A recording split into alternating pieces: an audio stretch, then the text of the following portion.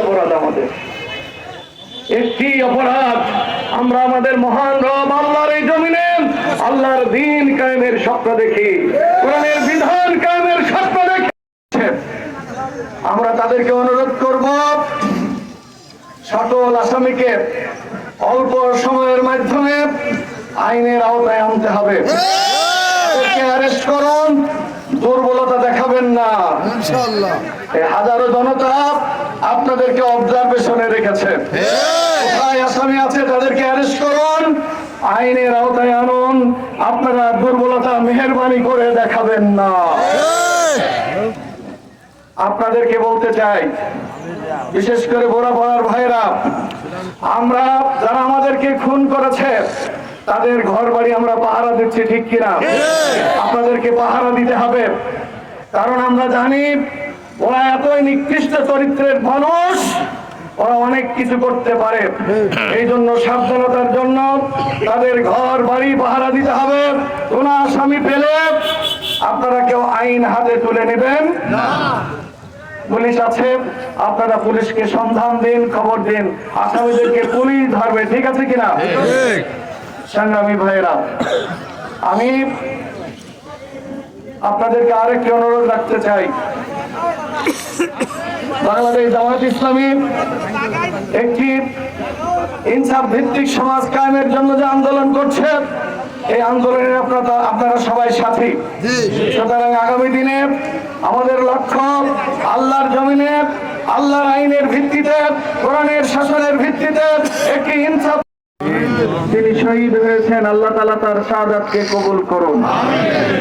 কারণ আমার খোকন সম্পর্কে আমি যতটুকু জেনেছি, অত্যন্ত নিরীহ একজন মানুষ, খুব বেশি ভোরপেশ তিনি কিছুই বোঝেন না, সহজ সরল সাদাসিধে দিন আনে দিন খায় একজন মানুষ। তাকে হত্যা করা হয়েছে শুধুমাত্র এই কারণে যে বাংলাদেশের আল্লাহর এই জমিনে যারা আল্লাহর দ্বীন কায়েম করতে চায়, ইসলাম প্রতিষ্ঠিত করতে চায়, সেই সংগঠনের সাথে সে একাত্মতা ঘোষণা করেছে। জামাত ইসলামের কর্মী এই অপরাধেই শুধুমাত্র আমার ভাইকে হত্যা করা হয়েছে। তাই জালেমরা হত্যা করে আমার ভাইকে আল্লাহর জান্নাতে পৌঁছে দিয়েছে। আমি খোকনের শাহাদাতের উচ্চ মর্যাদা আল্লাহর কাছে কামনা করছি। মালিক, তুমি আমার ভাইকে শাহাদাতের সুউচ্চ মর্যাদা দান করো। তার রেখে যাওয়া পরিবার পরিজনের প্রতি তুমি রহম করো। আর তার যে রক্ত যে জমিনে ধরেছে, যেই বুড়া বুড়াই শহীদের রক্ত ধরেছে, ভবনের প্রতি ফোঁটা রক্তের বিনিময়ে এই বুড়া বুড়া থেকে সকল জালেম অত্যাচারী ফ্যাসিস্টের নিপাত হবে ইনশাআল্লাহ। ইসলামী আন্দোলনের সকল নেতাকর্মীকে স্পষ্ট জানাতে চাই, স্বাধীন বাংলাদেশ থেকে ফ্যাসিস্ট এবং তার দোসররা পালিয়েছে কিনা বলুন? এখনো যদি কেউ ফ্যাসিস্টের চরিত্র ধারণ করে, সে যেই নামে আসুক, যে দলের পরিচয় আসুক, ওই ফ্যাসিস্টের জায়গা শুধু পুরোপুরা নয়, মিরপুরে নয়, গোটা বাংলাদেশে তাদের জায়গা হবে না।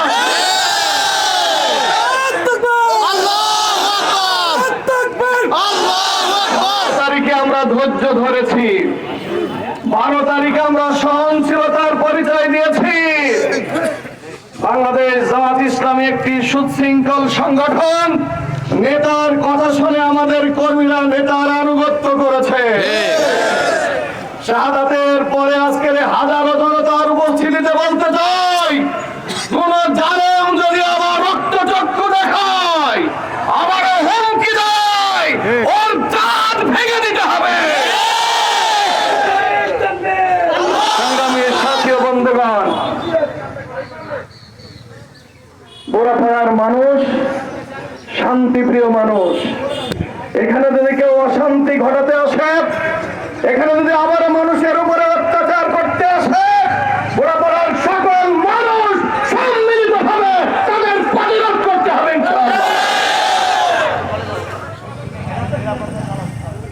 সম্মানিত ভাইরা, আমরা 16টি বছর মাজলুম ছিলাম।